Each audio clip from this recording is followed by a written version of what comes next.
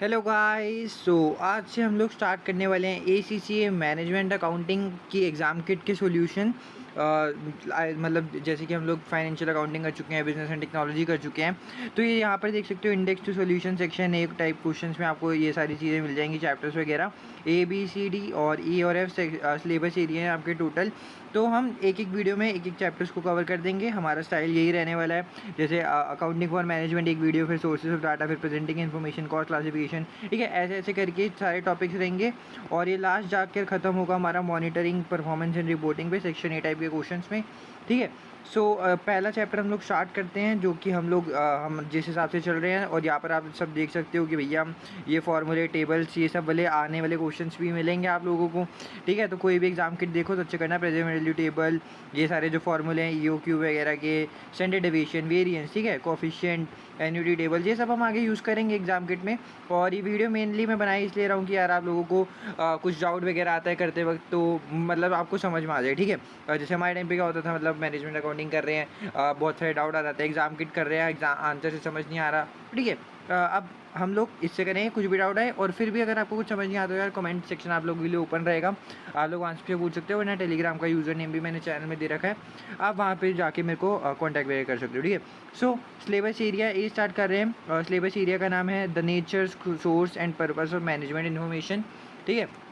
और I hope ये video देखने से पहले आप लोग चैप्टर को जो है वो अच्छे से कर चुके होंगे। पहला question, which of the following statements are correct, कौन सी स्टेटमेंट्स जो हैं वो हमारी करेक्ट हैं। तो यहाँ पर ऑप्शन दे रखे, ठीक है, तो स्टेटमेंट्स पढ़ेंगे और बताएंगे कौन सा स्टेटमेंट जो है वो करेक्ट है। Strategic information is mainly use by senior management in an organisation, हाँ सही बात है यार। स्ट्रेटेजिक इन्फॉर्मेशन, ठीक है, स्ट्रेटेजिक हमारे बीच में मिडिल वाला आता था, फिर ऑपरेशनल आता था, तो जो स्ट्रेटेजिक वाला होता है वो तो ऑब्वियसली मतलब जैसा कि चैप्टर्स में था कि बताया गया था कि सीनियर मैनेजमेंट के द्वारा यूज़ किया जाता है, तो हाँ ये वाली स्टेटमेंट तो सही लग रही है। अब देखो जैसे कि हम लोग, अब जैसे आप लोग अगर मैनेजमेंट अकाउंटिंग कर रहे हो तो ऐसा माना जाता है कि भैया मैनेजमेंट अकाउंटिंग है तो आपका पहला सब्जेक्ट तो नहीं होगा इसी जगह, आप पहले फाइनेंशियल अकाउंटिंग कर चुके हो गया, बिजनेस एंड टेक्नोलॉजी, ये दोनों ही कर चुके होगे, ठीक है।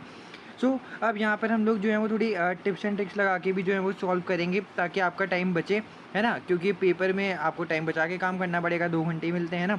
तो देखो पहला अगर हमारे को सही मिल गया तो देखो पहला इसमें भी है, इसमें भी है और इसमें भी है, लेकिन सी वाले में पहला नहीं है, तो पहले सी ऑप्शन को एलिमिनेट कर दो, ठीक है। एलिमिनेशन टेक्निक से क्या होता है कि ये आंसर तो होगा ही नहीं होगा, ठीक है। पहला अगर सही है तो A, B या D में से होगा, ठीक है। ऐसे जो भी हमें पता चलता है उसका एलिमिनेट करते जाएंगे। Productivity measurements are examples of tactical information, yes एकदम सही बात है। टैक्टिकल वो हम बीच में हम पढ़ते हैं ना, कि जो मिडल वगैरह आ जाते हैं, कि जो भी मिडल मैनेजमेंट में काम करते हैं, क्या मॉनिटर करते हैं, क्या कंट्रोल करनी है परफॉर्मेंस वगैरह को, तो यस प्रोडक्टिविटी मेजरमेंट तो उन्हीं का एग्जाम्पल हो गया टैक्टिकल इन्फॉर्मेशन का। टैक्टिकल कौन से होते हैं, जो मिडल मैनेजमेंट वाले लोग होते हैं, है ना। तो यही जो प्रोडक्टिविटी मेजरमेंट करते हैं वही करते हैं। जैसे कि आप एग्जांपल ले लो, कोई एक वर्कर से कितना आउटपुट निकल रहा है, एक वर्कर काम कर रहा है तो वो कितना जैसे कि आउटपुट निकाल पा रहा है, कितने यूनिट प्रोड्यूस कर पा रहा है, ये हम देख रहे हैं, तो ये सब का है मिडल मैनेजमेंट का काम है, यानी कि टेक्निकल इन्फॉर्मेशन। और सी, अब देखो सेकंड ऑप्शन भी मेरा सही आ गया। अब देखो सेकंड ऑप्शन किस में है, देखो 1 और 2 इसमें है, यहाँ पे 1 और 3 है, तो यहाँ पे 2 ऑप्शन ही नहीं है बी वाले में, तो बी भी मेरा हट गया।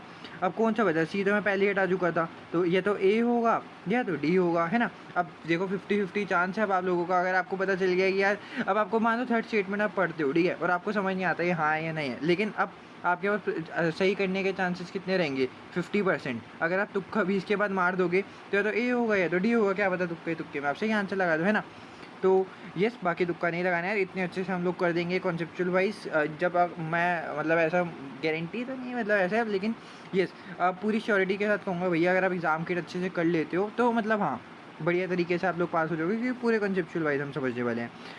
अब third option, operational information is required frequently bye it's main users, ये सही बात है यार। ऑपरेशनल इन्फॉर्मेशन क्या होती है, जो कि लोअर लेवल मैनेजर्स यूज़ करते हैं, लोअर लेवल, है ना। लोअर लेवल मैनेजर्स कौन से होते हैं, जिनको like day to day workings यानी कि ऑपरेशनल काम जो है वो लोग करने होते हैं। ऑपरेशनल इन्फॉर्मेशन का मतलब ही क्या होता है, जो डे टू डे से रिलेटेड होते हैं, जो हमारे रेगुलर काम होते हैं, वो सब लोग जो काम करते हैं एम्प्लॉयज़ वगैरह वही होते हैं। तो यस उनको जो है वो रोज़ रोज़ फ्रीक्वेंटली जो है वो इन्फॉर्मेशन मेन यूज़र्स तक चाहिए होती है, क्योंकि भैया रोज़ का काम है, ठीक है। तो अगर रोज़ का काम है तो रोज़ रोज़ इन्फॉर्मेशन वगैरह भी चाहिए होगी, तो यस ऑपरेशनल इन्फॉर्मेशन फ्रीक्वेंटली चाहिए होती है उनके मेन यूज़र्स को, ठीक है। अगर नहीं मिलेगी तो यार दिक्कत आएगी, अब रोज़ का काम नहीं होगा आपका। तो यानी कि थर्ड स्टेटमेंट जो है वो भी हमारी सही हो गई। तो हमारा आंसर क्या बना, डी। Okay, 1, 2 and 3। पहले क्वेश्चन में थोड़ा इंट्रोडक्शन था पहला क्वेश्चन, तो हम लोग थोड़ा आराम आराम से चलेंगे। फिर बाकी जैसे जैसे धीरे धीरे हम आगे बढ़ते रहेंगे तो हमारी स्पीड जो है वो एग्ज़ाम के हिसाब से चलती रहेगी। बाकी मैं पूरा कोशिश करूँगा कि आपको पूरा कॉन्सेप्ट जो है वो एग्ज़ाम किट देख के ही समझ में आ जाए, है ना। सो आगे question number 2। Reginald is the manager of production department. Production department का मैनेजर है रेगिनाल्ड, ठीक है। एम डिपार्टमेंट एम, ठीक है, department M in a factory which has 10 other production department. तो रेगिनाल्ड एक मैनेजर है प्रोडक्शन डिपार्टमेंट एम का, ये प्रोडक्शन डिपार्टमेंट एम मान लेते हैं, ठीक है। इसका मैनेजर है रेगिनाल्ड। सो इसके जो है वो 10 डिपार्टमेंट्स प्रोडक्शन डिपार्टमेंट्स और हैं, ओके।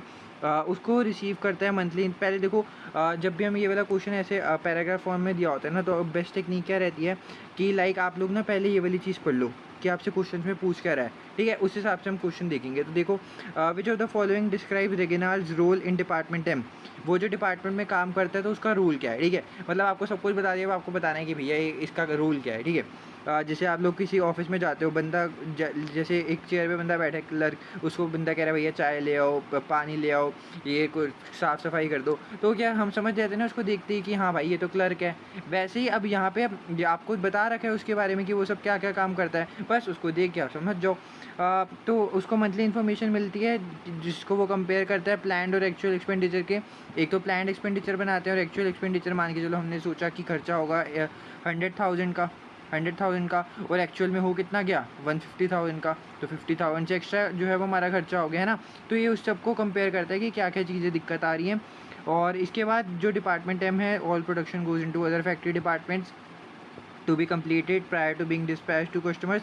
तो अब जो भी ये लोग काम वगैरह करते होंगे, एक्सपेंस वगैरह लगता होगा, तो जो भी काम वगैरह हो जाता है, प्रोडक्शन वगैरह इनकी हो जाती है, तो अदर फैक्ट्री के डिपार्टमेंट्स में जो है वो ये सब चीज़ें जो है वो ट्रांसफ़र कर देते हैं, ताकि कस्टमर्स को देने से पहले कि हाँ ये सारी इन्फॉर्मेशन हैं ये आगे जाएंगी। और जो भी डिसीजन होते हैं परचेजिंग एसेट का item in department M are not taken by Reginald, ठीक है। तो अब आपको ये बता दिया कि यार मतलब काइंड ऑफ कह सकते हैं कि आपको जो भी एसेट वगैरह खरीदना होता है, कुछ काम वगैरह आप लोगों को करना है, उसके लिए आपको कुछ मशीनरी चाहिए होगी या फिर कुछ और काम करने के लिए आपको कुछ भी चीज़ चाहिए होगी एसेट वगैरह में, तो वो परचेज एसेट करने का काम आपका नहीं है, वो कोई और देखता है, ठीक है। तो एक बात मेरे को ये पता चल गई, अगर मेरे पास एसेट खरीदने की अथॉरिटी नहीं है कि मेरे को पता है कि भैया मैं एसेट नहीं खरीद सकता, तो एक तो मैं इन्वेस्टमेंट वाला तो पोर्शन मेरा हट गया, है ना। हम लोगों ने क्या पढ़ा था, cost centre, investment centre, revenue centre, profit centre, ठीक है। तो ये सारे हमारे सेंटर होते हैं। कॉस्ट सेंटर में क्या होता है, जो खाली कॉस्ट को मैनेज करता है, और इन्वेस्टमेंट में क्या होता है, जो कि कॉस्ट को भी करता है, रेवेन्यू को भी करता है, और हमारे जो कैपिटल वाले डिसीजन होते हैं, कैपिटल इन्वेस्टमेंट डिसीजन समझते हो, लाइक हमने कौन परचेज वगैरह करना है, क्या नहीं करना, ये सब के डिसीजन भी तो आते हैं। तो देखो मेरे को कैपिटल इन्वेस्टमेंट का डिसीजन तो हट ही गया, तो मेरा इन्वेस्टमेंट डिसीजन तो हट गया, इन्वेस्टमेंट सेंटर मैनेजर तो नहीं होगा वो। अब मेरा बचा है रेवेन्यू सेंटर और प्रॉफिट सेंटर। अब आप ये बताओ कि यहाँ पर आपको दिख रहा है कि खाली हमको रेवेन्यू जनरेट करना है, ठीक है। यहाँ पे देखो monthly information that compares plan और एक्चुअल एक्सपेंडिचर को, और all production goes into factory department, बस ये सब आप करते हो, ठीक है। बस जो भी डिसीजन होता है परचेज एसेट का वो तो आप लेते ही नहीं हो। तो रेवेन्यू सेंटर में भी मेरे को यहाँ पे कुछ दिख नहीं रहा है, ठीक है। और इसके बाद आपको प्रॉफिट सेंटर में दिया हुआ है, तो यहाँ पे आपको वापस से प्रॉफिट सेंटर में देखो क्या क्या चीज़ आती है, कॉस्ट आता है और रिवेन्यूज़ आते हैं। अब यहाँ पे बताओ आपको रेवेन्यू की तो कोई दिक्कत दी नहीं गई कि आपको भाई जाके सेल करना है ना। आप लोग क्या कर रहे हो, जो भी आपके एक्सपेंसेस वगैरह हो रहे हैं बस आप उसको जो है वो कंपेयर कर रहे हो। आपको एक मैनेजमेंट ने भाई चिट्ठा दे दिया, ये देखो ये है प्लान्ड, ये है एक्चुअल, ये सारे खर्चे एक्चुअल में हुए हैं, ये सब हमने प्लान करे थे। अब दोनों को कंपेयर कर दो, इसमें आपको कोई सेल बेल तो करनी नहीं है ना, तो रेवेन्यू सेंटर तो इसमें आएगा नहीं। तो देखो रेवेन्यू नहीं आएगा, तो देखो रेवेन्यू नहीं आया, तो प्रॉफिट जो है वो किससे बनता है, कॉस्ट और रेवेन्यू से। और इन्वेस्टमेंट में तो ऑब्वियस ही बात है रेवेन्यू आता ही है, तो ये सब चीज़ें हट गई। एक कॉस्ट सेंटर जो है वो मेरा बच गया। कॉस्ट किस लिए, क्योंकि जो भी ये एक्सपेंडिचर वगैरह आते हैं ये सब किससे रिलेटेड है भाई, कॉस्ट से रिलेटेड तो हैं, कि जहाँ पे जो है वो कॉस्ट से रिलेटेड जो है वो सारे काम कर रहे होते हैं, ठीक है। आई होप आपको चीज़ें क्लियर हैं। क्वेश्चन नंबर 3, यहाँ पे कह रहे हैं जो the following statement is not correct, कौन सी स्टेटमेंट जो है वो सही नहीं है।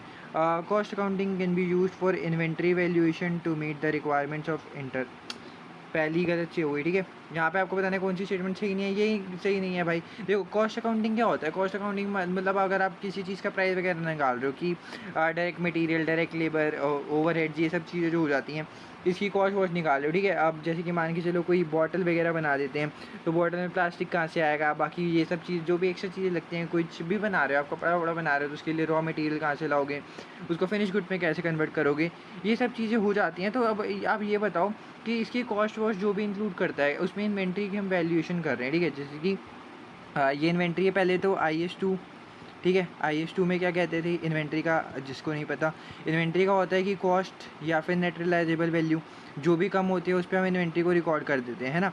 तो यहाँ पे लिखा हुआ है कि कॉस्ट अकाउंटिंग जो यूज़ करी जाती है इन्वेंट्री वैल्यूएशन के लिए, कि हमें पता करना है कि हमारे पास कितनी स्टॉक जो है वो भी पड़ा हुआ है, वो खाली इंटरनल रिपोर्टिंग के लिए यूज़ होता है यार, ऐसा थोड़ी होता है, एक्सटर्नल के लिए भी होता है। अब एक बात बताओ, हमारे पास कितना स्टॉक पड़ा है, अब इन्वेंट्री की वैल्यू हम फाइनेंशियल स्टेटमेंट्स में भी तो लिखेंगे।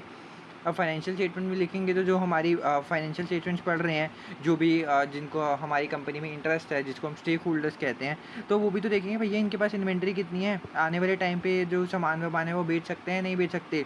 कोई कस्टमर पता चले इनको फटाफट से ऑर्डर दे दे कि भैया हमें तो बहुत सारा ऑर्डर चाहिए, बट कंपनी ऑर्डर को फुलफिल ही ना कर पाए, है ना। तो ये सब चीज़ें भी जो है वो चाहिए होती हैं। तो यहाँ पे खाली लिखा है इंटरनल रिपोर्टिंग के लिए चाहिए होती है, तो भैया पहली स्टेटमेंट ही क्या हो गई हमारी, गलत हो गई, ठीक है। बाकी management accounting provides appropriate information for decision making, planning, control and performance evaluation. एकदम सही बात है यार, पूरा हमारा सब्जेक्ट जो है वो ये सब चीज़ों के ऊपर चलेगा। जैसे जैसे हम आगे आगे बढ़ते जाएंगे ये बात आपको भी अच्छे तरीके से समझ में आती रहेगी।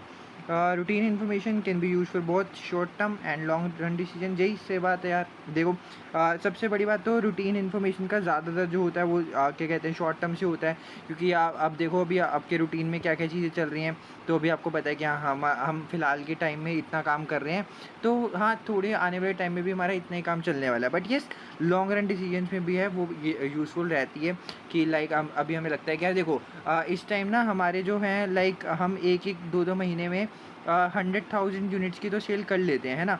तो इस हिसाब से हम आगे प्रिडिक्शन करते हैं, फोरकास्टिंग करते हैं कि यार हाँ अगले 2-3 साल में अगर हमारे इसी तरीके से चलता रहा तो हमारी कंपनी काफ़ी ज़्यादा ग्रो कर जाएगी, ऐसे टाइप का होता है। तो इस लॉन्ग और शॉर्ट रन दोनों डिसीजंस में हेल्प करता है। Financial accounting information can be use for internal reporting purposes.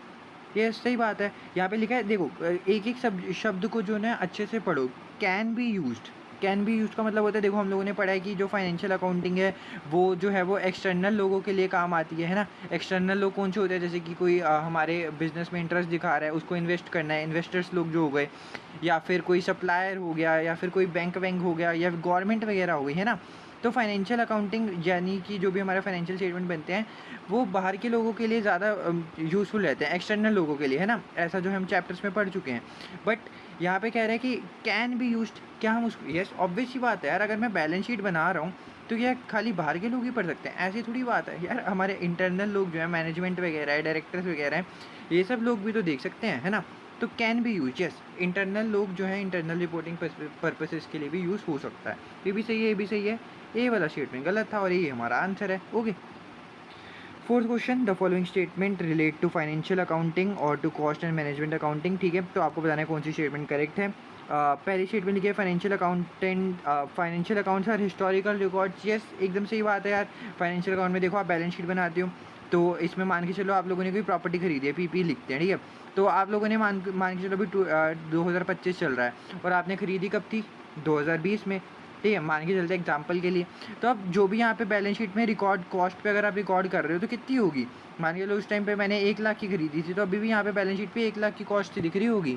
बाकी वो डेप्रिसिएशन वगैरह लग के कम हो गई होगी, वो अलग बात है, लेकिन उसकी कॉस्ट कितनी होगी, 1 लाख। तो येस फाइनेंशियल अकाउंट जो भी होते हैं वो हिस्टोरिकल रिकॉर्ड पे होते हैं। तो पहली स्टेटमेंट जो है वो हमारी सही। वही अब देखो एलिमिनेशन मेथड लगाना चालू कर दो।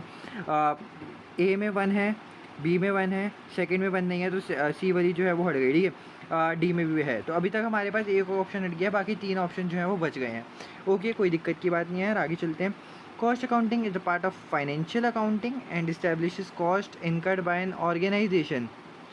तो ये तो एकदम मतलब गलत बात है। फाइनेंशियल अकाउंटिंग का कॉस्ट अकाउंटिंग पार्ट नहीं होता। यस अगर यहाँ पे मेरे को फाइनेंशियल अकाउंटिंग की जगह मैनेजमेंट अकाउंटिंग लिखा होता ना, यस तो तब मैं सोचता हाँ कॉस्ट अकाउंटिंग जो है वो मैनेजमेंट अकाउंटिंग का पार्ट आप कह सकते हो कि लाइक जैसे हम मैनेजमेंट अकाउंटिंग में भी आगे कॉस्टिंग वगैरह पढ़ने वाले हैं, तो यस मैनेजमेंट अकाउंटिंग का पार्ट आप कह सकते हो कि कॉस्ट अकाउंटिंग होता है ये, लेकिन फाइनेंशियल अकाउंटिंग का जो है वो नहीं होता। क्योंकि इसमें फाइनेंशियल अकाउंटिंग में मेन हमें फाइनेंशियल स्टेटमेंट वगैरह देखनी पड़ती हैं, कॉस्टिंग वॉस्टिंग ये सब जो है वो हम कॉस्ट अकाउंटिंग, मैनेजमेंट अकाउंटिंग ये सब चीज़ों में देखते हैं। तो सेकंड वाली गलत हो गई। अब देखो सेकंड गलत हुई तो मेरा ए ऑप्शन हट गया और डी ऑप्शन भी हट गया। तो बताओ ए भी कट गया, डी भी कट गया, सी पहले से ही कट गया था, तो ऑप्शन कौन सा मेरा सही हो गया? बी।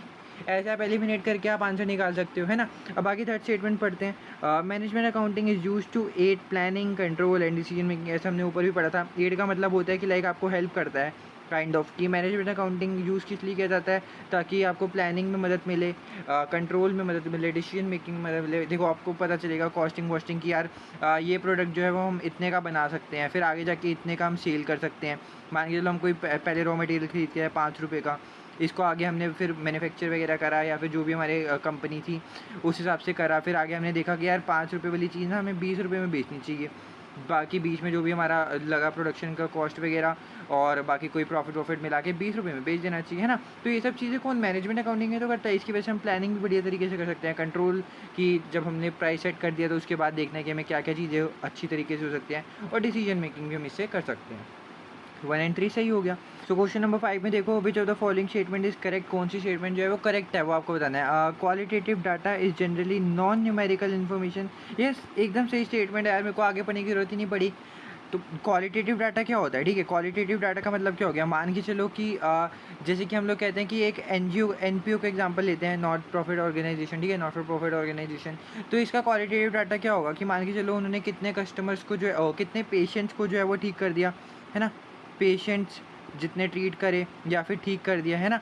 तो इसको ये देखेंगे, अभी क्वालिटेटिव है, क्वांटिटेटिव नहीं है, ठीक है। लेकिन हाँ, इसको हम परसेंटेज में वगैरह में कन्वर्ट कर सकते हैं, लेकिन यहाँ पे देख रहे हो जनरली लिखा है। ज़्यादातर जो है वो क्वालिटेटिव डाटा होता है। क्वालिटेटिव डाटा का मतलब क्या हो गया? मान के चलो हम लोगों ने सामने वाले जो है पर्सन आए, हमारे सामने एक बंदा बैठ रहा है, ठीक है। तो वो जो है वो काफ़ी हमें लगता है कि यार हाँ, इसकी बोलने की स्किल्स वगैरह काफ़ी अच्छी हैं, ये काफ़ी बढ़िया लीडर है, काफ़ी अच्छे से मोटिवेट कर देता है ना। तो ये सब चीज़ें क्वांटिटी में थोड़े मेजर करते हो, ऐसे थोड़े बोलोगे यार ये लीडर ना एक लीडर बढ़िया है, यानी 1% करके हम करें फिर भी थोड़ा ठीक है, लेकिन ऐसे बोलेंगे कि आप ये लीडर यार 50 अच्छा है, ये 50 लीडर बढ़िया है, या फिर 100 लीडर बढ़िया है, ऐसे नंबर में थोड़ी बोलते हैं। तो ये नॉन न्यूमेरिकल इन्फॉर्मेशन ज़्यादातर जनरली जो है वो क्वालिटेटिव डाटा जो है वो नॉन न्यूमेरिकल इन्फॉर्मेशन ही होता है। तो ये सही स्टेटमेंट है। B statement information can only be extracted from external source. अरे भैया बताओ, यहाँ पे कह रहे हैं इन्फॉर्मेशन खाली बाहर के सोर्सेज से ले सकते हो। अब बताओ क्या मैं यहाँ इंटरनल सोर्सेज से जो है वो इन्फॉर्मेशन नहीं ले सकता? ऐसी कैसी बात हो गई यार। अब मान के चलो ये मेरी कंपनी है, ठीक है, अब मेरी कंपनी में इतना सारा काम होता है, तो कोई इन्फॉर्मेशन मैं अपने इंटरनल सोर्सेज से भी तो लूँगा, ये थोड़े बाहर से गूगल करता रहूँगा, ये सब चीज़ें करता रहूँगा, बाहर से इन्फॉर्मेशन लूँगा, ठीक है। तो ये तो गलत हो गई। Operational information give detail of long term plans only. अरे भैया पहली बात तो ऑपरेशनल इन्फॉर्मेशन हम ऊपर भी बात कर चुके हैं, जो कि लाइक डे टू डे में काम आता है। अब जो डे टू डे में काम आता है वो लॉन्ग टर्म ओनली भी है लिखा हुआ है, शॉर्ट टर्म में जो है वो ज़्यादा अच्छे से काम आता है। और यहाँ पे अगर ओनली ना लिख के लिखा होता कि यस लॉन्ग टर्म में भी काम आ सकता है तो मैं मानता, लेकिन यहाँ पे लिखा है खाली लॉन्ग टर्म के लिए काम आता है, जबकि ऐसी गलत बात है। ऑपरेशनल इन्फॉर्मेशन ज़्यादातर जो है वो शॉर्ट टर्म के लिए जो है वो ज़्यादा चाहिए होती है। अगर ओनली भी नहीं लिखा होता ना, ये ओनली वर्ड जो लिखा हुआ है ये भी घपला मार रहा है। अगर ये ओनली भी नहीं लिखा होता, लिखा होता कि यस क्वालिटेटिव इन्फॉर्मेशन में give details of long term plans भी, तो फिर भी मैं थोड़ा बहुत मांग सकता, लेकिन अगर ओनली लिख दिया तो फिर तो ये स्टेटमेंट गलत हो गई। Quantitative data is always accurate, फिर से गलत स्टेटमेंट यार। अब बताओ क्वान्टिटेटिव डाटा, जैसे मान के चलो मैंने बताया कि मेरी कंपनी का ग्रॉस प्रॉफिट रेशियो, ठीक है, रेशियो वगैरह वैसे हम आगे पढ़ेंगे, बट आई होप आप लोगों ने शायद पहले अपने अकाउंट्स वगैरह में या फिर बीकॉम या फिर कुछ भी, ठीक है, अगर आपने एग्जामिनेशन लिए वो बात अलग है। बाकी देखो ग्रॉस प्रॉफिट रेशियो आता है ग्रॉस प्रॉफिट अपॉन में sales margin, gross profit margin, है ना, तो इंटू 100 करते हैं। अब बताओ मैंने कोई ये निकाला और मैंने बता दिया भाई 50% है, लेकिन मेरे को पता चला यार मेरे को तो ग्रॉस प्रॉफिट की वैल्यू गलत मिली थी। अब ग्रॉस प्रॉफिट की वैल्यू गलत मिली थी तो ये 50% जो है वो भी गलत आ गया। तो यहाँ पे लिखा हमेशा एक्यूरेट होता है, ऐसी बात नहीं होती यार, कभी कभार जो है वो गलत भी हो सकता है, बट ये ज़्यादातर यहाँ पे यार वही वर्ड है ऑलवेज। अगर लिखते ना कि यार यूजुअली कि मतलब ज़्यादातर टाइम जो है वो एक्यूरेट ही होता है, तो फिर भी मैं कहता हाँ ठीक है, कभी कभार मतलब ज़्यादातर टाइम जो है वो क्वान्टिटी होता है ठीक होता है, लेकिन हमेशा ठीक होता है कोई भी चीज़ कभी भी हमेशा ठीक नहीं होती, ये बात याद रखना। क्वेश्चन नंबर 6, एक second. The manager of a profit centre is responsible for which of the following. आपको बताना है कि जो ये प्रॉफिट सेंटर का मैनेजर, ये मैंने आपको ऊपर बता ही दिया था कि जो प्रॉफिट है एक तो वो रेवेन्यू के लिए काम करता है, एक तो वो कॉस्ट के लिए करता है। ये थर्ड वाले का मतलब होता है वो जो कैपिटल एम्प्लॉयड की हम बात कर रहे थे, है ना, कि कोई एसेट खरीद सकता है नहीं खरीद सकता, ये भी कैपिटल से जो भी डिसीजन रिलेटेड होता है। और ये जो क्या, अगर देखो ये तीनों इंक्लूड हो गए ना तो वो बन जाता है इन्वेस्टमेंट सेंटर। इन्वेस्टमेंट सेंटर जिसमें आ जाता है ये रेवेन्यू, कॉस्ट और ये जो कैपिटल हो जाता है। लेकिन रेवेन्यू और कॉस्ट खाली किस में आता है? प्रॉफिट सेंटर में, ठीक है। तो 1 और 2 सी ऑप्शन में देख रहे हो 1 और 2, ठीक है। ये हम पहले बात कर चुके हैं तो इसलिए मैं इसमें ज़्यादा टाइम नहीं ले रहा। आगे चलते हैं। Question number 7, which of the following would be best described as short term tactical plan, ठीक है। तो आपको बताना है कि शॉर्ट टर्म का टैक्टिकल प्लान कौन सा होता है। टैक्टिकल प्लान याद रखो, स्ट्रेटेजिक भी होता है, ऑपरेशनल भी होता है, तो आपको टैक्टिकल प्लान बनाना है, तो ये बात याद रखना। Reviewing cost variances and investigate age appropriate. तो भैया देखो, सबसे पहली बात मैं इसको समझाने से बजाय, देखो जैसे मान के चलो कॉस्ट वेरिएंसेस क्या होते हैं, अगर हम थोड़ा इजी में समझें, हमें लग रहा था कि यार कॉस्ट आने वाली है, मान के चलते हैं इजी एग्जांपल 100 रुपये की, ठीक है, 100 रुपये की कॉस्ट आनी थी, लेकिन एक्चुअली में आ कितनी गई? 150 की, ठीक है। तो इन दोनों के बीच में डिफरेंस कितना है? 50 का। तो हमारी कॉस्ट कितने से ज़्यादा आ गई? 50 की। तो वेरिएंस उसी को, मतलब वेरिएंस कहते हैं डिफरेंस को, कि हमने कितना सोचा था और एक्चुअली में कितना आया। तो दोनों के बीच में जितना डिफरेंस है उसको हम कहते हैं वेरिएंस, ठीक है। तो अगर हम जो भी डिफरेंस आ रहा है उसको रिव्यू कर रहे हैं, फिर उसको इन्वेस्टिगेट कर रहे हैं, अरे भैया 50 रुपये की दिक्कत आ कैसे गई? हमें तो लग रहा था 100 रुपये लगेंगे, 150 रुपये कैसे लग गए? ठीक है। तो अब एक बात बताओ, अगर हम किसी चीज़ को ये चेक कर रहे हैं, इसको क्या कहते हैं? मॉनिटर कर रहे हैं, या फिर हम क्या कहते हैं इसको? कंट्रोल, अपनी टेक्निकल भाषा में। कि हम लोगों ने सब चीज़ें कर ली हैं, हमने बजट भी बना लिया था, हमने एक्चुअल भी देख लिया, अब हम कंट्रोल कर रहे हैं कि हाँ हमने सब कर लिया था, ऐसे ये सब चीज़ें क्यों हो गई? और हमसे क्या पूछ रहे हैं, ये देख रहे हो यहाँ पे क्या लिखा हुआ है? ये प्लान लिखा है भैया, प्लानिंग का पूछ रहे हैं हमसे, आप हमें कंट्रोल की चीज़ें दे रहे हो। तो ये ऑप्शन गलत हो गया, ये प्लानिंग सॉरी मॉनिटरिंग वगैरह की चीज़ें हैं, प्लानिंग की नहीं है। और शॉर्ट टर्म भी देखना है, ठीक है। Comparing actual market share to budget, भाई कंपेयर, फिर कंपेयर कर रहे हो तो वही कंट्रोल वगैरह की बात आ गई, ये भी स्टेटमेंट जो है वो गलत हो गई। इसके बाद C lowering the selling price by 15%, yes, ये जो है वो शॉर्ट टर्म टैक्टिकल प्लान है। मान के चलो, फिर इजी एग्जांपल लेते हैं, मान के चलो आपका सेलिंग प्राइस था 100 रुपीज़, ठीक है। आप कोई चीज़ जो थे वो 100 रुपये में बेच देते थे, ठीक है, अच्छे मतलब बिज़नेस की तरह। अब आपने क्या करा कि थोड़े टाइम के लिए ना आपकी सेल नहीं चल रही थी, या फिर कोई कॉम्पिटिटर आ गया, या फिर आपको लगता है कि यार आपके सेलिंग प्राइस काफ़ी ज़्यादा चार्ज कर रहे हो, तो एक काम करा आप लोगों ने, अपने ना सेलिंग प्राइस 15% से कम कर दी। तो अब आपकी सेलिंग प्राइस कितनी हो गई? 75, है ना। अब देखो, अब आप कोई सामान सस्ते में बेचोगे तो क्या होगा? ज़्यादा कस्टमर्स आपकी कंपनी की तरफ अट्रैक्ट होंगे, ज़्यादा सामान खरीदेंगे आपकी कंपनी का, तो इससे क्या होगा? अल्टीमेटली आपकी प्रॉफिट जो है वो भी बढ़ेंगे। तो हाँ, शॉर्ट टर्म में आपको लगता है कि यार अभी यार मतलब सीज़न भी उल्टा चल रहा है, मान के चलो जैसे सर्दियों का टाइम है, विंटर का टाइम है, ठीक है, विंटर का टाइम है, और अभी ना हम लोगों को, जैसे गर्मियों के टाइम पे आप लोग एसी वगैरह खरीदने जाओगे, एयर कंडीशनर, तो आपको काफ़ी महंगे मिलेंगे। लेकिन अगर वही आप सर्दियों में जाते हो, ठीक है, सर्दियों में जाओगे तो आपको काफ़ी सस्ते मिलते हैं। ऐसा क्यों होता है? क्योंकि भैया सर्दियों में कोई एसी नहीं चलाता, तो एक लोग क्या सोचते हैं कि सर्दियों में नहीं चलाते ना, तो एक काम करते हैं, देखो अब हमारे पास एसी तो पड़े हैं, जो कस्टमर और जो बिज़नेस वाले एसी बेचते हैं उनके पास तो एसी पड़े हैं, उनको तो बेचने हैं, तो वो क्या करते हैं, वो थोड़ा सेलिंग प्राइस कम कर देते हैं शॉर्ट टर्म के लिए, यार अभी कम कर देते हैं, जब वापस अपना सीज़न आएगा वापस से प्राइस बढ़ा देंगे, तो वैसा टाइप का होता है। तो ये शॉर्ट टर्म टैक्टिकल प्लान बढ़िया है कि आप कुछ टाइम के लिए जो है अपना सेलिंग प्राइस को कम कर दो, जिसकी वजह से आपकी जो है वो सेल्स ज़्यादा से ज़्यादा हो सके। तो यही वाला जो ऑप्शन मेरे को बेस्ट सूटेड लग रहा है, सी ऑप्शन। बाकी डी में वही मॉनिटरिंग प्लान का पूछा, यार मैं मॉनिटर पढ़ूँ ही क्यों, है ना, वही वैसे एक्चुअल सेल्स बजट को मॉनिटर कर रहे थे।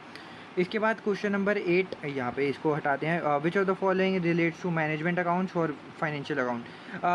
मैनेजमेंट अकाउंट्स, अब यहाँ पे हमसे पूछा है प्रिपेयर, कौन सा जो है वो मैनेजमेंट अकाउंट का, कौन सा फाइनेंशियल अकाउंट्स का है। प्रिपेयर्ड ईयरली, ये तो आपको पता है भैया, फाइनेंशियल अकाउंट वाले हो, जो हम फाइनेंशियल स्टेटमेंट बनाते हैं, हर साल बनाते हैं, बैलेंस शीट हो गई, प्रॉफिट एंड लॉस हो गया, cash flow statement, even ratios वगैरह भी हम वैसे हम कर लेते हैं, ठीक है। तो ये सब हम ईयरली जो है वो करते हैं।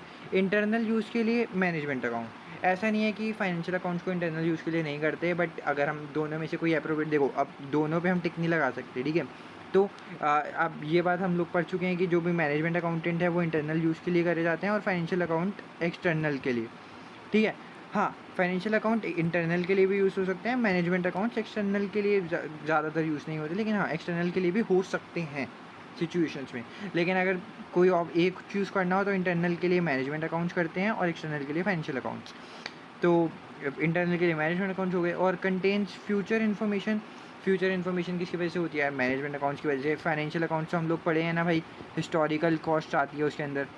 हिस्टोरिकल, इसका मतलब पुरानी कॉस्ट आती है। अब फाइनेंशियल स्टेटमेंट को देख के आप ये नहीं कह सकते कि आने वाले टाइम में क्या हो सकता है, लेकिन हाँ मैनेजमेंट अकाउंट्स वगैरह जो है वो उसकी वजह से हम फ्यूचर को प्रिडिक्शन इन्फॉर्मेशन जो है वो आती है कि यार आने वाले टाइम, देखो बजट बनाते हो ना, बजट क्या होता है कि हम आने वाले टाइम की फोरकास्टिंग कर रहे हैं, प्रेडिक्शन कर रहे हैं कि यार इतने आने वाले टाइम में इतनी सेल्स हो सकती है, इतनी कॉस्ट लग सकती है।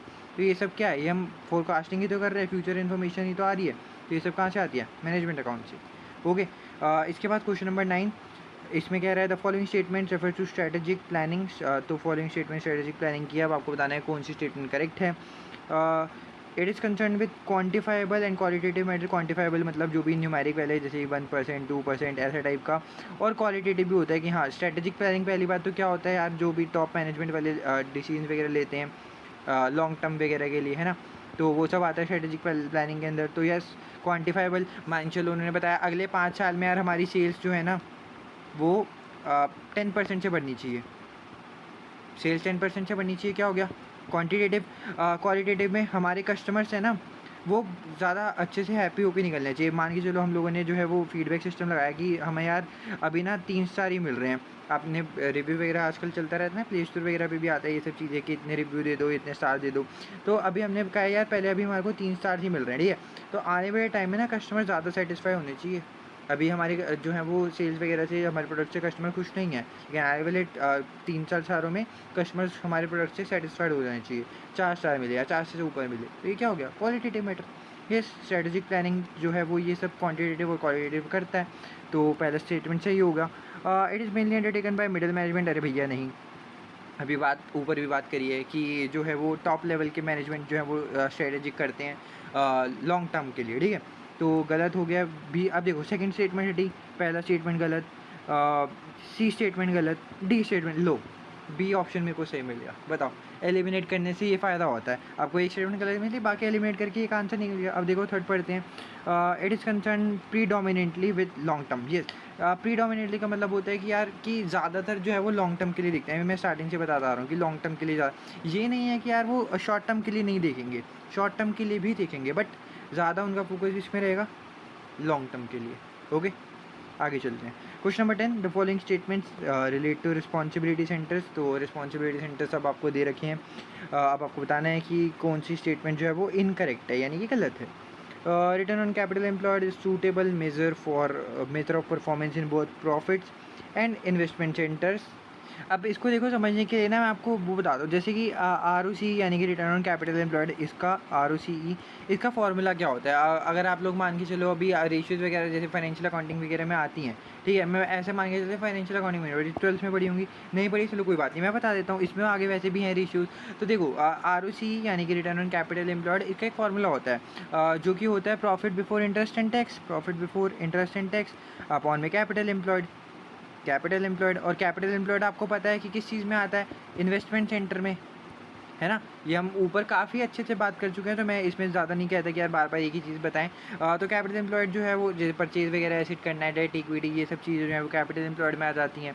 तो इन्वेस्टमेंट सेंटर में आता है। अब देखो यहाँ पे लिखा है return on capital is a suitable measure of performance in both profit और इन्वेस्टमेंट सेंटर। इन्वेस्टमेंट सेंटर के लिए तो चलो मैं मान लेता हूँ, इन्वेस्टमेंट सेंटर में हम लोगों ने पढ़ा था कि रेवेन्यू आता है, कॉस्ट आता है और कैपिटल एम्प्लॉयड भी आता है, ठीक है। तो इन्वेस्टमेंट सेंटर के लिए बढ़िया है, लेकिन प्रॉफिट सेंटर के लिए बढ़िया नहीं है। हम लोगों ने बात करी थी कि प्रॉफिट सेंटर में क्या क्या आता है, एक तो रेवेन्यू और एक आता है कॉस्ट, ठीक है। रेवेन्यू और कॉस्ट आता है, कैपिटल नहीं आता। अब कैपिटल यहाँ पे कैपिटल एम्प्लॉयड ही तो आ रहा है, कैपिटल एम्प्लॉयड आ रहा है, तो पहली स्टेटमेंट तो गलत हो गई, ठीक है। और हमें यही बताना है कि कौन कौन सी स्टेटमेंट गलत हैं। अब यहाँ पे देखो पहली स्टेटमेंट जो है वो गलत आ गई है, तो इसका मतलब ये है कि हमारा जो है वो ऑप्शन बी कट गया, ठीक है। इसमें सेकंड और थर्ड लिखा था, तो ये वाली स्टेटमेंट गलत हो गई। पहली तो हमारे को पता चल गई ये गलत है, तो बी ऑप्शन तो नहीं हो सकता। Cost centres are found in manufacturing organisations but not in, अरे भैया ये भी स्टेटमेंट गलत है, यानी कि ये वाला हमारा भी, फर्स्ट भी हमारी सही है, सेकंड भी सही है। तो देखो या तो ए हो सकता है, सी ऑप्शन भी हट गया, ठीक है। अभी तो ए होगा या तो सारी स्टेटमेंट गलत है। हमें बताना क्या है कि कौन सी स्टेटमेंट गलत है। पहली स्टेटमेंट भी गलत है, दूसरी स्टेटमेंट देखो, दूसरी स्टेटमेंट भी गलत है। अब देखो यहाँ पे लिखा है मैन्युफैक्चरिंग ऑर्गेनाइजेशन, तो हमें वही पता चल गया, direct material, direct labour, overheads, ये सब चीज़ें ये लोग तो कैलकुलेट करते हैं, लेकिन सर्विस ऑर्गेनाइजेशन नहीं करती। अब मैं आपको इसका एग्जांपल लेके बताता हूँ। मान चलो किसी का ट्यूशन सेंटर है, ट्यूशन सेंटर भी छोड़ो यार, एक डॉक्टर का एग्जाम्पल लेते हैं ना। डॉक्टर ने अपना क्लिनिक खोल रखा है, वो भी कर क्या रहा है, वैसे तो सर्विस ही दे रहा है ना यार, मतलब पेशेंट को ट्रीट कर रहा है, उसने हमने क्लिनिक खोल रखा है। तो अब वो जो सर्विस दे रहा है, क्या उसके लिए कॉस्टिंग नहीं करनी पड़ती होगी? उसको देखना पड़ता होगा कि भैया जैसे कि मान के चलो कोई फीवर उसको हुआ है, तो मेरे को उसके हिसाब से इतना चार्ज लेना चाहिए। उसको कोई अलग बीमारी है तो कुछ ऐसा वैसा लेना चाहिए, तो है ना, ये सब चीज़ें उसको कॉस्टिंग करनी पड़ती होगी। या फिर उसका जो क्लिनिक का खर्चा है वो कितना उसको देना चाहिए, और मेंटेनेंस वगैरह कितनी जा रही है, बाकी उसको जो है वो थोड़ी बहुत मेडिसिन अपने पास रखता होगा, और ये सब चीज़ें हैं ना, तो उसको भी कॉस्टिंग वगैरह तो करनी पड़ती है। यहाँ पे लिखा है खाली मैन्युफैक्चरिंग ऑर्गेनाइजेशन को करनी पड़ती है, तो ये तो गलत बात है यार, तो ये भी गलत हो गया। अब थर्ड ऑप्शन देख लो, the manager of a revenue centre is responsible for both sales and cost in a part of an organisation. Again, अब रेवेन्यू सेंटर है, रेवेन्यू किसके लिए रिस्पॉन्सिबल होगा? खाली रेवेन्यू के लिए भाई। रेवेन्यू का मतलब क्या होता है? सेल्स। तो जो रेवेन्यू सेंटर में बंदा है वो खाली सेल्स के लिए रिस्पॉन्सिबल होगा। जो रेवेन्यू और कॉस्ट, ये अगर रेवेन्यू और कॉस्ट यानी कि सेल्स और कॉस्ट दोनों के लिए रिस्पॉन्सिबल कौन होता है? प्रॉफिट वाला बंदा। ये हमने इधर बात करी है, ठीक है। ये प्रॉफिट वाले में कौन, देखो एक काम करता हूँ, यहाँ देखो साइड में लिख ही लेते हैं ना यार, क्या दिक्कत की बात है। जो प्रॉफिट वाला होता है उसके अंदर रेवेन्यू भी आता है और कॉस्ट भी आता है ना। रेवेन्यू वाले के अंदर खाली रेवेन्यू आता है, कॉस्ट वाले के अंदर खाली कॉस्ट आता है। इन्वेस्टमेंट में कौन सा आता है? इन्वेस्टमेंट में रेवेन्यू भी आता है, कॉस्ट भी आता है और कैपिटल एम्प्लॉयड भी आता है, ठीक है। अगर आपको इसका स्क्रीनशॉट वगैरह लेना है तो ठीक है, बाकी बुक में ये सब चीज़ें लिखी हुई हैं, है ना। तो ये सब देखोगे तो बस ऐसे क्वेश्चन जो है वो आपसे हो जाएंगे, revenue, profit, revenue, cost, investment, यही सब चीज़ें हैं। ओके, सो यानी कि इसमें हमारी जो है वो थर्ड वाली स्टेटमेंट भी गलत हो गई, तो ऑल ऑफ देम यानी कि सारी स्टेटमेंट ही इन्होंने गलत दे रखी है भैया। ओके, आगे, indicator whether each of the following are ways that the management account help the management of an organisation. तो कौन सी चीज़ों में मैनेजमेंट अकाउंटेंट्स हेल्प करते हैं? कंट्रोल, यस, ऊपर से पढ़ते आ रहे हैं। Plan, yes. Coordinate, yes. Decisions, yes. Motivate, yes. अरे भैया सभी चीज़ें जो है वो मैनेजमेंट अकाउंटेंट करते हैं, और मैनेजमेंट अकाउंटेंट में आगे स्कोप भी काफ़ी है। एज एन ACC अगर आप लोगों को लगता है कि यार भैया हमें तो मैनेजमेंट अकाउंटेंट की फील्ड में जाना है, तो यस आप लोग उस चीज़ में भी जा सकते हो। बाकी आगे थोड़ी बहुत और क्वालिफिकेशंस वगैरह ऐड करोगे तो और बढ़िया बात है ना। मैनेजमेंट अकाउंटेंट जो है वो ये सब चीज़ें भी करते हैं, कंट्रोल करते हैं। कंट्रोल के हमने ऊपर काफ़ी क्वेश्चंस भी करे हैं, प्लान के हमने देखे हैं कि कैसे वो सोचते हैं कि यार हमें कितनी कॉस्ट रखनी चाहिए, कितनी नहीं रखनी चाहिए, आपस में कोऑर्डिनेट वगैरह करते रहते हैं डिपार्टमेंट के साथ। डिसीजंस लेते हैं कि मान के चलो कोई प्रोडक्ट निकाल रहे हैं, उसका प्राइस कितना रखना है, वो मैनेजमेंट अकाउंटेंट ही तो डिसाइड करते हैं। मोटिवेट करते हैं कि भैया हाँ कोई बात नहीं, हो जाएगा, धीरे धीरे काम सब चीज़ें निकल जाएंगी। ओके, सो ये वाली सारी स्टेटमेंट सही है। आगे चलते हैं, question number 12, paint manufacturer has a number. पहले देखो क्वेश्चन क्या लिखा है, जब भी पैराग्राफ आए क्वेश्चन पढ़ो। विच स्टेटमेंट इज़ करेक्ट, ठीक है। अब ना कौन सी स्टेटमेंट करेक्ट है, तो यहाँ पे मिक्सिंग डिपार्टमेंट, चलो ये बाद में पढ़ेंगे। एक पेंट मैन्युफैक्चरर है जिसका जो है वो नंबर ऑफ़ डिपार्टमेंट्स हैं, ठीक है जी। तो ईच डिपार्टमेंट जो है वो लोकेट है अपनी सेपरेट बिल्डिंग में ऑन द सेम फैक्ट्री। मान के चलो ये सेम फैक्ट्री है, एक ही फैक्ट्री है, ये अलग बिल्डिंग, ये फ्लोर्स में डिवाइड हो रखा है, ठीक है। तो इन द मिक्सिंग डिपार्टमेंट, ये मान के चलो ये मिक्सिंग डिपार्टमेंट है, इसमें बेसिक रॉ मटेरियल्स को जो है वो मिक्स किया जाता है एक बड़े वैसल में। एक बहुत बड़ा वैसल है ये, इसमें जो है वो काफ़ी रॉ मटेरियल्स को जो है वो मिक्स किया जाता है, ठीक है। रॉ मटेरियल को मिक्स करके कुछ बनाना होता होगा यार, उससे हमें क्या, बट रॉ मटेरियल से उसको मिक्स करा जाता है यहाँ पे मिक्सिंग डिपार्टमेंट में। इसके बाद इसको मूव किया जाता है कलर एडिंग डिपार्टमेंट में। तो ये वेसल में भैया कुछ काम हो रहा है, मिक्स विक्स हो रहा है, ये रॉ मटेरियल अब जो बन गया उसको कलर एडिंग डिपार्टमेंट में किया जाता है, जहाँ पे इसको पेंट किया जाता है डिफरेंट कलर्स में, आर्केटेड इन दीज वेसल्स। तो ये जो भी रॉ मटेरियल से मिक्स विक्स हुआ, अब यहाँ पे आ गया कलरिंग डिपार्टमेंट, है ना, कलरिंग डिपार्टमेंट ही कह देते हैं इसे। यहाँ पे अब कलर वलर होके आ गया भैया, ये लो कलर कर दिया मैंने इसे, ठीक है, बढ़िया कलर हो गया। इसके बाद क्या होता है, in the next department the pouring department. Pouring department क्या करता है, जो भी पेंट होता है, the paint is poured from these vessels into litre size tins. तो ये जो भी हमारे को जो हम कलर वलर देते हैं, तो इसको पोर किया जाता है वेसल्स में लीटर साइज टिन की तरह। एक टिन में इतने में मान के चलो ये इतना बड़ा था, तो इसको लीटर साइज टिन बना दिया। फिर इस टिन को जो है वो लेबलिंग डिपार्टमेंट के पास जाता है, फिनिश गुड्स डिपार्टमेंट्स के पास, going on to the finish goods department उससे पहले।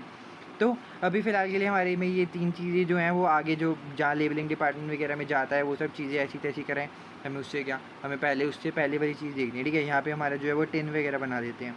तो बेसिकली ये 3 स्टेप जो है वो हमारी कंपनी में होते हैं। अब आपको बताना है कि ये जो मिक्सिंग डिपार्टमेंट है, ये पहले वाला डिपार्टमेंट, ये कॉस्ट सेंटर है क्या? क्या ये स्टेटमेंट सही है? अब आप बताओ। तो मेरे अकॉर्डिंग अगर मेरा पीओवी पूछोगे तो भैया देखो, मिक्सिंग डिपार्टमेंट जो है यस वो तो कॉस्ट सेंटर मेरे को लग रहा है, क्योंकि इसका नॉर्मल सा रीज़न ये है कि कॉस्ट सेंटर, देखो कॉस्ट सेंटर होता क्या है? कॉस्ट सेंटर वो होता है जो कि लाइक प्रोडक्शन फंक्शन से रिलेटेड होता है, जो भी प्रोडक्शन फंक्शन को परफॉर्म कर रहा होता है। ये देखो सबसे बड़ी बात, ये कोई रिवेन्यू नहीं कमा रहा, रिवेन्यू नहीं कमा रहा, तो ये तो ना रिवेन्यू में जाएगा, ना ये हमारा प्रॉफिट में जाएगा, ना ये हमारा उसमें जाएगा जो इन्वेस्टमेंट होता है ना। तो किस में जाने वाला है भैया? कॉस्ट वाले में। कॉस्ट एंट्री तो होगा कि यहाँ पे जो भी प्रोडक्शन फंक्शन है वो हमारा खाली डायरेक्टली परफॉर्म किया जा रहा है, कोई रेवेन्यू जो है वो कमाया नहीं जा रहा, तो ये कॉस्ट एंट्री होगा। पहला सही है। अब आपको बताना है कौन सी स्टेटमेंट सही है, तो देखो पहली स्टेटमेंट मेरे को सही निकल गई, यानी कि डी ऑप्शन गलत हो गया, क्योंकि इसमें पहली स्टेटमेंट का जिक्र ही नहीं किया गया है। इसके बाद अगर देखा जाए a suitable cost unit for the colour adding department, यानी कि ये वाले डिपार्टमेंट के लिए litre tin of paint, litre tin of paint का मतलब हो गया कि लाइक आपने कितने टिन को जो है वो पेंट करा है उसका पर लीटर काइंड ऑफ। तो अगर मेरे हिसाब से सोचा जाए तो भैया देखो, पहली बात तो यहाँ पे टिन बना ही नहीं है यार। देखो ये टिन देख रहे हो, ये लिटल लीटर साइज टिन देख रहे हो कहाँ पे बन रहा है? यहाँ पे नेक्स्ट स्टेप पे जब ये पोरिंग डिपार्टमेंट में जा रहा है तो पेंट उस पर किया जा रहा है वेसल्स पे, फिर उसको टिन्स में कन्वर्ट किया जा रहा है। मान के चलो ये वेसल है, यहाँ पे वो यहाँ पहले वाले मिक्सिंग वाले डिपार्टमेंट इसको मिक्स वगैरह कर रहे हैं, फिर यहाँ पे आके इसको कलर कर रहे हैं जो भी हमारी चीज़ बनी थी, फिर कलर करके यहाँ पे जो है वो हमारे टिन में टिन जो है उसमें कन्वर्ट हो रहा है। तो यहाँ पे जो टिन में कन्वर्ट हुआ ही नहीं, तो यहाँ पे टिन कैसे मैं मेजर कर पाऊँगा? ठीक है, लीटर टिन ऑफ पेंट, यहाँ पे टिन बना ही नहीं, तो यार मैं लीटर टिन ऑफ पेंट को मेजर कैसे करूँगा? आप लोग काइंड ऑफ ऐसा कह सकते हो कि आप लोगों ने लाइक कितने जो है वो लीटर में पर बैच कितना करा या फिर कुछ भी किया, बट टिन यहाँ पे नहीं आएगा, क्योंकि टिन तो मेरा बनी अगले स्टेप में रहा है। तो यहाँ पे टिन कैसे मैं इंक्लूड कर सकता हूँ, है ना? तो सेकंड स्टेटमेंट तो हट गई। अब सेकंड हट गई तो देखो बी भी हट गया, और कौन सी स्टेटमेंट करेक्ट थी? यहाँ पर फर्स्ट और थर्ड बचा है, थर्ड पढ़ लेते हैं, ठीक है। तो the pouring department is a profit centre. अरे भैया, प्रॉफिट सेंटर का मतलब क्या होता है? जिसके अंदर रेवेन्यू भी कमाया जाता है और कॉस्ट भी आ जाती है, ठीक है। अब आपको यहाँ पे कहीं भी बता दो कि ये जो हमारा ये वाला लाइन है ना, ये देखो यहाँ से पढ़ो, मैं इसको थोड़ा सा हटाता हूँ, ठीक है। ये वाली लाइन पढ़ो, the paint is poured from these vessels into litre size tin. फिर उसके बाद जो टीन है वो जाती है लेबलिंग डिपार्टमेंट में, वो हमें पढ़नी ही नहीं, ठीक है। ये वाली लाइन्स, इसके बाद का हमें कोई फ़र्क ही नहीं पड़ता। तो हम जो इतना काम कर रहे हैं फ़िलहाल के लिए, the paint is poured from these vessels into litre size tin, but ये जो भी हम चीज़ इसको बनाते हैं, कलर करते हैं, फिर इसके बाद इसको टीन में डाल देते हैं, इसके बाद हम इसको बेचते हैं, ऐसा कुछ करते हैं। इन्होंने यहाँ पे बात ही नहीं करी गई। तो प्रॉफिट सेंटर में पहली बात तो रिवेन्यू भी आता है और कॉस्ट भी आती है। तो खाली कॉस्ट जो है वो मेरे को यहाँ पे दिख रही है कि हाँ प्रोडक्शन वगैरह से रिलेटेड चीज़ें हो रही हैं, लेकिन कहाँ यहाँ पे रिवेन्यू का जिक्र किया गया? बिल्कुल भी नहीं। तो थर्ड ऑप्शन भी हट गया, यानी कि खाली पहली स्टेटमेंट ही सही है। येस आई नो कि यार थोड़ी वीडियो लंबी बढ़ गई है, बट मैं चाहता हूँ भैया कि लाइक अच्छी तरीके से समझ में आ जाए, कॉन्सेप्चुअल चीज़ें समझ में आ जाए। बताओ, इस वीडियो देखने के बाद ना मेरे को नहीं लगता कि यार आपको इस चैप्टर में कोई भी डाउट होगा। बाकी इससे अगर आपको लगता है कहीं वीडियो में कोई दिक्कत आ रही है, कुछ नहीं समझ में आ रहा, तो कमेंट सेक्शन ओपन है। Question number 13, the following statement. बाकी यार हाँ, किसी को लगता है कि यार ये क्वेश्चन समझ में आ गया तो वो आगे स्किप करके नेक्स्ट क्वेश्चन भी देख सकता है, जो मतलब उसको लाइक आपको लगता है कि कोई पर्टिकुलर क्वेश्चन आपको देखना है तो वहाँ पे स्किप करके भी जा सकते हो। ये वीडियो लाइक उन लोगों के लिए लाइक जिसको कुछ नहीं समझ आ रहा, कोई क्वेश्चन किसी को नहीं समझ में आता, कोई किसी को नहीं समझ में आता, तो कोई कह सकता है कि भैया इतनी लंबी लंबी वीडियो मत बताओ। बट ये हाँ, काफ़ी कमेंट्स मैंने देखे हैं कि थोड़ा आराम से कराओ, मतलब अच्छी तरीके से बताओ, हमें कोई टाइम की दिक्कत नहीं है। तो इस हम आराम से करेंगे, कॉन्सेप्चुअल वाइज समझेंगे। बाकी किसी को कोई क्वेश्चन पर्टिकुलर क्वेश्चन में दिक्कत है तो वहाँ पे वो थोड़ा स्किप वगैरह करके अपने क्वेश्चन पे भी जा सकता है। बाकी yes, question number 13, the following statement refer to qualities of good information. कौन सी स्टेटमेंट सही है? क्वालिटीज़ ऑफ गुड इन्फॉर्मेशन आप लोगों को पता होनी चाहिए, ठीक है। तो यहाँ पर देखते हैं, पहला जो है वो लिखा हुआ है, it should be communicated to the right person. सही बात है यार। अब बताओ मेरे को जो मेरे को एक इन्फॉर्मेशन पता चली, मेरे को वो देने किसको थी? ए को। चली किसके वजह से? सी को। कोई फ़ायदा हुआ? नहीं हुआ। मेरे को इन्फॉर्मेशन तो इसको पहुँचानी थी ना भाई, ठीक है। तो हमेशा जिस बंदे को इन्फॉर्मेशन देनी है उसी को दो, ठीक है। नाइस। पहली स्टेटमेंट चाहिए, आप देखो वही एलिमिनेशन लगाओ तो सी ऑप्शन में 1 है ही नहीं, तो ये कट गया। It should always be completely, अरे भैया मैंने आपको पहले भी बताया कि कोई भी चीज़ पूरी तरीके से एक्यूरेट नहीं हो सकती, चाहे कुछ भी कर लो, कुछ भी कर लो, एकदम 100% करेक्ट कुछ भी नहीं हो सकता। आपको पता चला कि भैया आज स्टॉक मार्केट, आपको मतलब पता चला कि यार आज रात हो रही है, मान लो जैसे सैटरडे संडे यहाँ पे नहीं चलता स्टॉक मार्केट, ठीक है, संडे वनडे, तो ये सब स्टॉक मार्केट नहीं चलता, तो अगले दिन आपको लगता है कि भैया हाँ, या अगले दिन ना स्टॉक मार्केट काफ़ी बूम होने वाला है, ये वाले स्टॉक जो है वो काफ़ी अच्छे तरीके से जो है वो ऊपर जाएंगे मार्केट में, तो हम लोग को देखना पड़ेगा। लेकिन क्या होता है, अगले दिन जो है यार वो स्टॉक ऊपर जाते ही नहीं, आपकी इन्फॉर्मेशन ख़राब गई। तो 100% एक्यूरेट नहीं हो सकती, चाहे आपको कहीं से भी मिले, कुछ भी हो, है ना। तो सेकंड स्टेटमेंट गलत हो गई। अब देखो सेकंड स्टेटमेंट गलत हो गई, तो 1 गया और डी भी गया, ठीक है। तो मेरा ऑप्शन कौन सा बच गया यहाँ पे, बी ऑप्शन। तो बी ऑप्शन जो है वो मेरा सही हो जाएगा। अब चलो मैं थर्ड स्टेटमेंट भी पढ़ लेते हैं, ठीक है। बाकी मैंने एलिमिनेशन से तो पहले ही आंसर निकाल लिया, अब समझाने के लिए पढ़ते हैं। It should B understandable by the recipient. Yes, अगर आप किसी को इन्फॉर्मेशन दे रहे हो तो यार उसको समझ में भी तो आनी चाहिए। आप बता रहे हो भैया देखो आज ऐसा हुआ कि इस क्रिकेट मैच में इस बंदे ने इतने रन बना दिए, इसने इतने बता दिए, सामने वाले को भैया पता ही नहीं चल रहा। आपने कहा भैया इसने 50 बनाया, इसने 100 बनाया, उसने 5 विकेटें ली, ठीक है। तो सामने वाले को भैया अच्छा फुटबॉल में भाई इसने स्कोर करा है, इसने वैसे करा है, उसको क्रिकेट की नॉलेज ही नहीं, ठीक है। तो आप जो भी बता रहे हो उसको रिसिपिएंट को समझ में आ जाना चाहिए, वैसी इन्फॉर्मेशन जो आपकी होनी चाहिए। ये सब क्वालिटीज़ हैं गुड इन्फॉर्मेशन की, ठीक है। आई होप आपको चीज़ें क्लियर हैं। बी ऑप्शन इसका सही होगा। Question number 14, which of the following descriptions only contains essential features of useful management information. कौन सी जो है फीचर्स हैं, इसको काइंड ऑफ आप कह सकते हो एक न्यूमोनिक हुआ करता था एक्यूरेट नाम से, है ना। हुआ क्या करता था, अभी भी है एक्यूरेट करके, इसकी पूरी फुल फॉर्म होती थी कि अंडरस्टैंडेबल होना चाहिए, रेलेवेंट होना चाहिए, ठीक है। ये सब चीज़ें आ जाती हैं इसके अंदर, ऐसे एक्यूरेट होना चाहिए, है ना। तो ये सारी चीज़ें होती हैं। देखो एक्यूरेट तो इसमें होता था, okay. Understandable presented in report format, अरे ऐसा थोड़ी नहीं है, कोई भी इन्फॉर्मेशन हम रिपोर्ट फॉर्मेट में क्यों दें, कैसे भी दें, हमारी मर्ज़ी, ये तो गलत हो गया। टाइमली होना चाहिए, रिलायबल होना चाहिए, सपोर्टेड बाय कैलकुलेशंस। ऐसा तो कुछ मैंने नहीं पढ़ा भैया कि इन्फॉर्मेशन ज़रूरी थोड़ा है कैलकुलेशन से दो। अब मेरे को बताना है भैया कि कल विराट कोहली ने भैया 100 बना दिया, क्या मैं कैलकुलेशन दूँ उसने इतने 5 चौके मारे थे, 2 छक्के मारे थे, 50 सिंगल लिए थे, ऐसे थोड़े बोलूँगा यार, ठीक है। तो ऐसा कुछ नहीं होता। रेगुलर होनी चाहिए, कंप्लीट होनी चाहिए, कम्युनिकेटेड इन राइटिंग। रेगुलर तो ऐसा मैंने कहीं नहीं पढ़ा कि यार ऐसे इन्फॉर्मेशन कुछ रेगुलर टाइप की भी होनी चाहिए, सी भी नहीं लग रहा। बाकी अंडरस्टैंडेबल, एक्यूरेट और रेलिवेंट, यस ये वाली बढ़िया है। अंडरस्टैंडेबल में ये यू वाला आ गया, एक्यूरेट में ये ए वाला आ गया, और रेलिवेंट वाले में ये आर आ गया, ओके। ये एक्यूरेट की एक बार न्यूमोनिक के फुल फॉर्म देख लेना सारे, और उसी हिसाब से देखना, कभी कभार एक आधा एमसीक्यू आ सकता है। Question number 15, which of the following describes information, okay. अब यहाँ पे अब आपने इन्होंने सारे भैया पूछ लिए, भैया हमारे बस की इन चैप्टर में इतने अच्छे अच्छे क्वेश्चन पूछने की थी, अब हम थोड़े आसान आसान सवाल भी तो पूछ लें, ठीक है। तो आसान सवाल क्या है, देखो, which of the following describe information data that consist of fact and statistics before the data को पहले प्रोसेस करते हैं, डाटा को प्रोसेस किया फिर वो इन्फॉर्मेशन बनता है, ठीक है। तो यहाँ पे लिखा है पहले ही उसको प्रोसेस करने से पहले ही वो इन्फॉर्मेशन बन जाती है, तो ये तो गलत हो गया। Data that consist of number, letter, symbol, event and transactions which have been recorded but not get processed. अरे भैया प्रोसेस तो करो तभी तो इन्फॉर्मेशन आएगी। अब देखो मेरे सामने लिखा है 1 2 3 4 5, ये डाटा है, लेकिन अगर मैं इसको इन्फॉर्मेशन में कन्वर्ट कर देता हूँ, ये भैया राम फर्स्ट आया था, शाम सेकंड आया था, बाकी कुछ भी थर्ड आया था, फोर्थ आया था, तो ऐसे मेरे को पता चल रहा है हाँ ये इन्फॉर्मेशन है। अब मैं खाली डाटा लिख दूंगा तो क्या पता चल रहा है ना। तो इसको पहले प्रोसेस करते हैं फिर इन्फॉर्मेशन बनती है, तो यहाँ पे तो पहले प्रोसेस ही नहीं कर रहे हैं, तो सेकंड ऑप्शन भी गलत हो गया। C option, fact that have been summarised, fact that have been summarised, okay but not yes. अरे भैया प्रोसेस तो करो, गलत है। Data that has been processed in such a way that it has a meaning to the person who receives it, who may then use it to improve.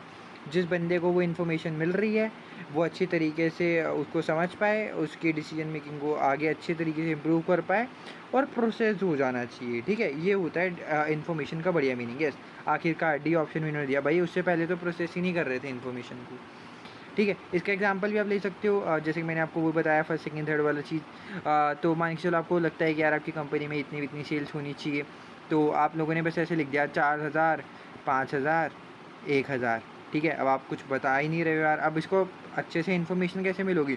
आप बताओगे sir अगर हम लोगों ने मार्केटिंग इतने अच्छे से इतने लेवल पे कर दी तो यार हमारी 1000 की सेल होगी। अगर आप और अच्छे तरीके से करते हो तो 4000 की होगी, अगर बहुत अच्छे तरीके से करते हो तो 5000 की सेल्स हो जाएगी। अब जो सामने वाला बंदा है उसकी मर्ज़ी है यार, वो डिसीजन लेगा कि भैया हमें इस हिसाब की किस हिसाब से मार्केटिंग करनी है। अब कोई भी बंदा होगा वो तो चाहेगा उसकी सेल सबसे ज़्यादा बढ़े, लेकिन अगर सेल्स बढ़ाने को देखेगा तो फिर खर्चा भी ज़्यादा ही लगेगा, है ना? वो सब उसके ऊपर है। तो ये इन्फॉर्मेशन होती है कि डाटा को जो है वो प्रोसेस करो ऐसे वे में कि सामने वाला बंदा डिसीजन मेकिंग जो है वो कर पाए। Question number 16, which one of the following statement is correct? Data is held on computer in digital form whereas information is in a form that is readable to human beings। तो यहाँ पर मतलब क्या ही कहना चाह रहे हैं कि डाटा को खाली कंप्यूटर में रखते हैं डिजिटल फॉर्म में। क्यों भैया, पहले के ज़माने में तो सारे पेपर वेपर पे रखते थे, तो डाटा को तो हम पेपर में भी रख सकते हैं, ज़रूरी नहीं है खाली डिजिटल फॉर्म में रखा हो जाए। तो ये तो गलत हो गया। Information is obtained by processing data, यही तो ऊपर पढ़ रहे थे भाई, डाटा को प्रोसेस करो तभी तो इन्फॉर्मेशन मिलेगी। सही है। Data and information mean the, अरे डाटा को पहले आप प्रोसेस करोगे तब जाके वो इन्फॉर्मेशन बनती है, तो दोनों सेम चीज़ कैसे हो सकती हैं? डाटा कंसिस्ट ऑफ न्यूमेरिकल और स्टैटिस्टिकल आइटम्स ऑफ इन्फॉर्मेशन। एक बार बताओ, पहले किसी चीज़ को आप प्रोसेस कर रहे हो, डाटा को प्रोसेस करा फिर इन्फॉर्मेशन बनी है, ठीक है? तो इन्फॉर्मेशन के अंदर डाटा कैसे आ सकता है कि मतलब डाटा के अंदर इन्फॉर्मेशन कैसे आ सकती है, ठीक है? इन्फॉर्मेशन के अंदर डाटा आ सकता है, लेकिन डाटा के अंदर इन्फॉर्मेशन कैसे आ सकती है? पहले हम इसको प्रोसेस करेंगे फिर इन्फॉर्मेशन बनती है, पहले से इन्फॉर्मेशन कैसे ले आओगे, है ना? तो ये वाली भी गलत हो गई। बी ऑप्शन हमारा सही है। लास्ट क्वेश्चन इस चैप्टर का 17, थोड़ी सी बड़ी वीडियो, बट यार थोड़ा एडजस्ट करना अच्छे तरीके से। मैंने तो ऐसे करा है भैया कि मतलब आप चैप्टर ना पढ़ो, एग्जाम किट देखो और फिर भी स्टिल एक बार रीड वीड मारो, मतलब ऐसा ही कुछ नहीं, अच्छे तरीके से कॉन्सेप्चुअल वाइज ऐसे ही चलते रहेंगे हम, ठीक है? भैया कोई फीडबैक वगैरह हो, आपको लगता है भैया आप बहुत धीरे पढ़ा रहे हो या फिर काफ़ी तेज़ करा रहे हो, तो वो सब आप मेरे को कमेंट सेक्शन में प्लीज़ देना, समझ में आएगा कि हाँ कि आगे कैसे वीडियोज़ आपको और पसंद है। Question number 17, last question, which of the following will be classified as data? Number of purchase requisitions. Purchase requisitions का मतलब होता है कि यार हम लोगों को कुछ सामान ख़रीदना है, तो हमने देख लिया कि यार इतना इतना सामान ख़रीदना है, तो इसके नंबर बना लिए। तो ये इसमें मेरे को कुछ पता नहीं चल रहा कि इसकी इन्फॉर्मेशन मैं क्या निकाल सकता हूँ। अगर मेरे को 3 परचेज रिक्विजिशंस के नंबर मिल गए तो इससे मैं क्या करूँगा? तो ऐसा ही मेरे को लग रहा है कि यार ये डाटा हो सकता है, ए वाला। बाकी आगे पढ़ते हैं, क्योंकि इससे मेरे को कोई इन्फॉर्मेशन नहीं निकल रही यार कि परचेज रिक्विजिशन से मेरे को आगे होगा क्या, ठीक है? तो ए हो सकता है। बाकी आगे बढ़ते हैं। Analysis of wages into direct and indirect cost, ठीक है, बढ़िया है। अगर मैं वेजेस को एनालाइज करता हूँ फिर देखता हूँ डायरेक्ट कॉस्ट कौन सी है, इनडायरेक्ट कॉस्ट कौन सी है, तो यार ये तो बढ़िया है। इस हिसाब से मैं इन्फॉर्मेशन निकाल सकता हूँ कि मेरी कंपनी में डायरेक्ट कॉस्ट इतनी लगती है, इनडायरेक्ट कॉस्ट इतनी लग जाती है, फिर मैं आगे जाके उसको चार्ज वगैरह करूँगा, ठीक है? टेबल, तो ये वाला तो गलत होगा। Table showing variances from budget, yes, अगर मैं बजट बनाता हूँ तो मैंने उसके बाद टेबल बना लिया कि यार मेरे को लगता है मेरे हिसाब से 1000 की सेल होनी चाहिए थी, सेल हो गई मेरी 800 की, कम हो गई, तो मतलब 200 का मेरा वेरिएंस आ गया, तो मैंने कहाँ पे दिक्कत करी होगी, तो ये डाटा से मैं इन्फॉर्मेशन तो थोड़ी बहुत निकाल पा रहा हूँ, तो सी भी गलत हो गया। Graph showing the number of labour hours work, अगर मेरे को एक ग्राफ सामने आ गया, उसमें लिखा हुआ है कि कितने लेबर, ये ग्राफ है और कितने लेबर आवर वर्क है, मान लो ए ने इतना करा, बी ने इतना करा, सी ने इतना करा, ठीक है? तो मैं इससे इन्फॉर्मेशन ये निकाल पा रहा हूँ कि भैया बी वाला जो बंदा है ना यार, इसने सबसे ज़्यादा काम करा है, सी वाले ने काम कम करा है, लेकिन ए वाले ने उससे मतलब सबसे ज़्यादा बी ने करा है, सबसे कम सी ने करा है। तो इससे भी मैं इन्फॉर्मेशन निकाल पा रहा हूँ, देख रहे हो, किसी ना किसी तरीके से। तो डी भी गलत हो गया। ए ऑप्शन जो है वो है कि मतलब हाँ, परचेज रिक्विजिशन से मैं क्या निकाल पाऊँगा इन्फॉर्मेशन। तो ये हो गया डाटा, जिससे कोई आप इन्फॉर्मेशन जो है नहीं लगा पाते। खाली रॉ जो चीज़ें आती हैं वो खाली 1 2 3 जैसे मैंने आपको बताया था, कि इससे आप कुछ आगे इंटरप्रेट नहीं कर पा रहे कि इससे क्या होगा, ठीक है? तो इसी के साथ ये वाला चैप्टर होता है ख़त्म। आई होप आपको जो है वो वीडियो अच्छी लगी हो, और वीडियो अच्छी लगी तो यार लाइक कर देना, चैनल पर नए हो सब्सक्राइब कर देना। यस, बाकी यार कमेंट करना मत भूलना, फीडबैक देना कैसे लगी वीडियो, ऐसी कंटिन्यू करें, थोड़ा स्पीड स्लो करें, तेज़ करें। बाकी यस, आज की वीडियो में इतना ही, मिलते हैं नेक्स्ट वीडियो में, बाय बाय।